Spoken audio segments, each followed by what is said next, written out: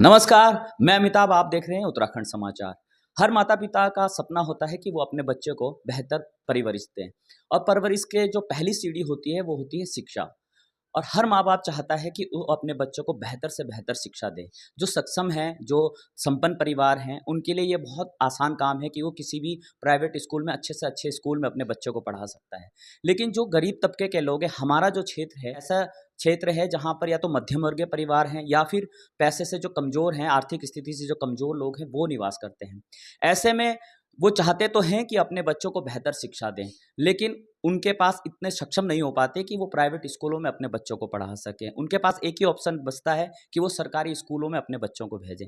और इस वक़्त जो सरकारी स्कूलों के हालात हैं, वो किस तरह बद से बदतर होते जा रहे हैं। कई स्कूल बंद होने के कगार पर हैं, कुछ हो चुके हैं। तो ऐसे में एक ही ऑप्शन बचता है, हर खुद मेहनत करके अपने बच्चों को प्राइवेट स्कूल में अच्छे से अच्छे स्कूल में अपने बच्चों को पढ़ाना। प्राइवेट स्कूलों की जो फ़ीस है वो लगातार बढ़ती जा रही है, जो मज़दूरी है वो वहीं की वहीं स्टेबल है। अब ऐसे में बहुत मजबूरी हो रही है लोगों को, उनके पास लास्ट में फिर एक ऑप्शन बचता है कि वो सरकारी स्कूलों में अपने बच्चों को भेजें। इसी पर क्योंकि जनहित का मुद्दा है, इसी पर लगातार जो जन संघर्ष मोर्चा है, हमेशा जनहित के मुद्दों को उठाता रहा है। एक प्रेस कॉन्फ्रेंस की थी रघुनाथ सिंह नेगी जो जन संघर्ष मोर्चा के अध्यक्ष हैं। इस पे सीधा से सरकार को चेतावनी दी है उन्होंने कि अगर इस पे जल्दी एक्शन नहीं होते हैं, लगातार जो प्राइवेट स्कूलों की जो फीस बढ़ती जा रही है, अगर उस पे एक्शन नहीं लेती है सरकार, इस पे कोई अंकुश नहीं लगाती है, तो वो फिर से सड़क पर उतर के इसमें संघर्ष करेंगे। अभी हमारे साथ मौजूद हैं जन संघर्ष मोर्चा के जो अध्यक्ष हैं रघुनाथ सिंह नेगी जी। इन्हीं से बात करते हैं कि पूरा इसमें उनका क्या कहना है। नेगी जी, अभी आपने एक प्रेस कॉन्फ्रेंस के जरिए सरकार को चेताया था जो लगातार जो प्राइवेट स्कूल हैं उनकी फ़ीस लगातार बढ़ती जा रही है, लेकिन सरकार इस ओर कोई ध्यान नहीं दे रही है। पूरे मामले में आपका क्या कहना है? दरअसल सरकार का जो रवैया है, अधिकारियों का जो रवैया है विद्यालयों के प्रति, वो तो बिल्कुल एक नकारात्मक है। उनका काम करने का नज़रिया आप देखते हैं। लेकिन अभी जो हमने 1-2 दिन पहले प्रेस के माध्यम से बताया था कि जो लेट फ़ीस है, लेट फ़ीस के माध्यम से जो बहुत नामी-गिरामी स्कूल्स हैं, वो एक तरह से पूरा बच्चों का शोषण करते हैं। अगर मैं ये कह दूँ कि जैसे डीपीएसजी कॉलेज स्कूल्स हैं प्रदेश भर में, ये मामला एक पर्टिकुलर विद्यालय का नहीं है, पूरे प्रदेश की जो विद्यालय हैं, जो नामी गिरामी हैं, उनमें 50 रुपये प्रतिदिन के हिसाब से उसमें पेनल्टी लगाई हुई है। और 1 महीना अगर जंप हो जाता है तो आप समझ लीजिए 5,000 रुपये जुर्माना है। प्लस जुर्माने के साथ साथ जितने दिन बाद वो फीस जमा करेगा, वो 50 रुपये प्रतिदिन के हिसाब से वो भी ऐड होंगे। तो एक तरह से ये जजिया करे, कोई पूछने वाला नहीं है। सरकार भी इसमें बिल्कुल संज्ञान नहीं लेती है। तो हमने तो इसमें चेतावनी दी है, अगर इन्होंने इसमें व्यवस्था ठीक नहीं करी तो हम ऐसे मंत्री हो चाहे अधिकारी, उनका तख्ता पलट करेंगे। अरे आपकी ज़रूरत क्या है इस प्रदेश के अंदर? ये मंत्री संतरी जनप्रतिनिधियों की ज़रूरत क्या है? जब हमारे बच्चे हैं उनका शोषण हो रहा है, तो हम आप देखते हैं जो गरीब है अभिभावक हैं, अपना पेट काट करके न जाने कैसे कैसे। अरे एक गरीब माँ बाप है, उसका चाहे वो दिहाड़ी मजदूरी कर रहा है, चाहे हमारी माताएं बहनें घरों में चौका बर्तन करती हैं, उसके बावजूद वो अपना पेट काट रहे उन बच्चों को बढ़िया शिक्षा देना चाहती हैं, चाहे वो कर्ज लें कैसे भी लें। लेकिन उनके ऊपर जो कुठाराघात होता है इससे होता है। एक तो फीस इतनी ज़्यादा, ऊपर से ऐसी ऐसी जो पेनल्टियाँ हैं, जो जुर्माने लगते हैं, उससे उनकी एक तरह से कमर टूट जाती है। और दूसरी बात हमारा इसमें ये कहना है कि जब विद्यालय 2-2 3-3 महीने की फीस एडवांस लेते हैं, और वहीं हमारा बच्चा, जो हमारे गरीब अभिभावक हैं, उनका बच्चा 2-3 दिन भी लेट अगर हो जाता है फीस देने में, उस पर टैक्स लगा देते हैं, एक तरह से पेनल्टी लगा देते हैं। तो कितना बड़ा दुर्भाग्य है। आप तो 3-3 महीने की फीस ले रहे हो, हमें क्या दे रहे हो उसके बदले आप? जो गरीब अभिभावक है उसे क्या मिल रहा है? कोई उसका ब्याज दे रहे हैं, कोई उसे आप पारितोषिक दे रहे हैं कि आपने 3 महीने की फीस जमा कर दी। लेकिन इस तरह से ये बड़ा दुर्भाग्यपूर्ण है। और इसमें तो मोर्चा लगातार हम इसमें आंदोलन भी करेंगे। वो तो हमने उस दिन बिगुल बजाया था।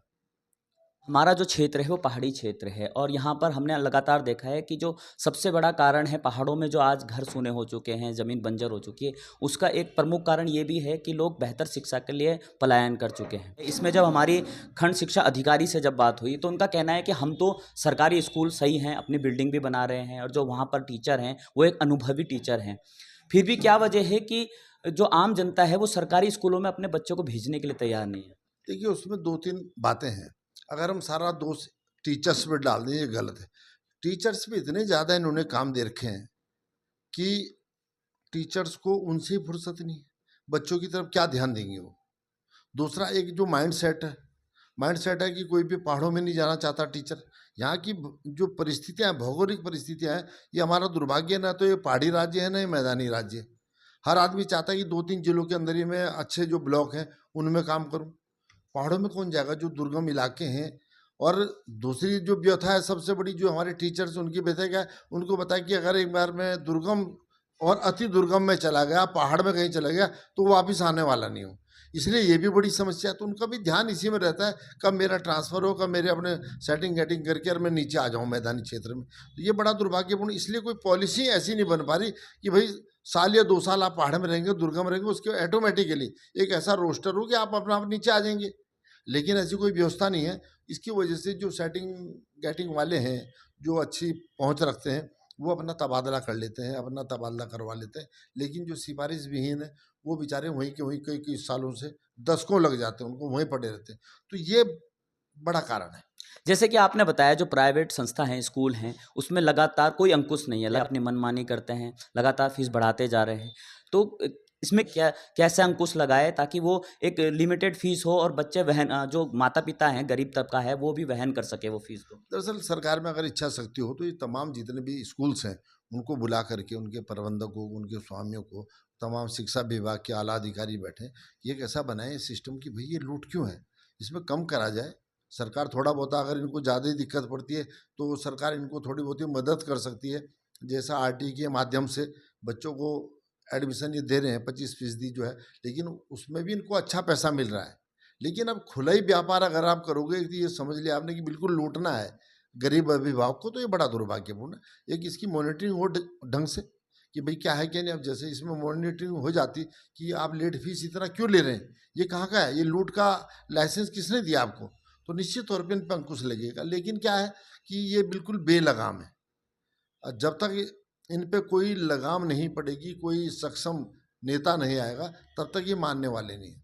अब चंदा ये वो तमाम इलेक्शन के टाइम पे ये दे देते हैं पार्टियों को, नेताओं को।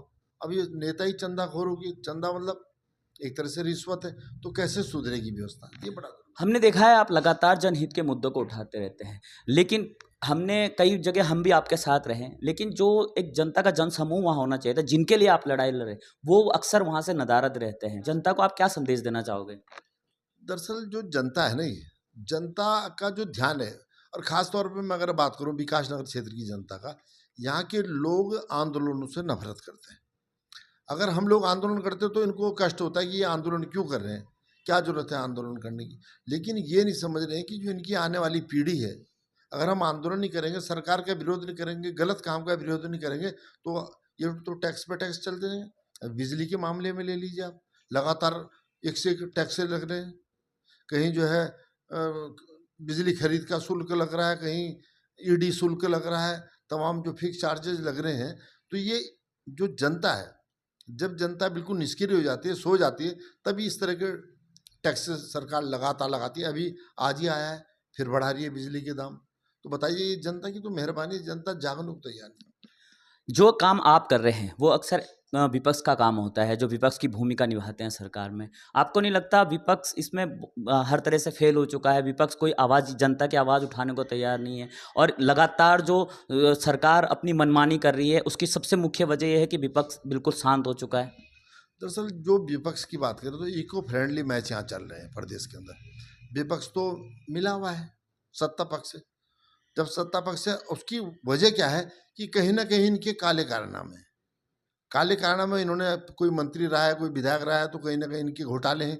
उस घोटाले के डर के मारे ये बोलते नहीं।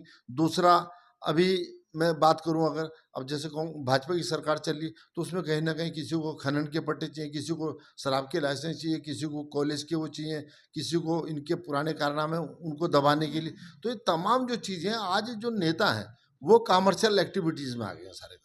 कई अवैध काम है, किसी ने जमीन सरकारी हथिया रखी है, किसी के बड़े बड़े फार्म हाउस है, उसमें उसको दिक्कत है। तो उसको पता है कि अगर मैं सरकार के खिलाफ बोलूं, तो कल उसको दिक्कत आ जाएगी। अब होता क्या है, ये सरकार के खिलाफ कभी बोलते भी हैं तो एक रस्म अदायगी होती हो कि आज भाई ऐसा हो गया।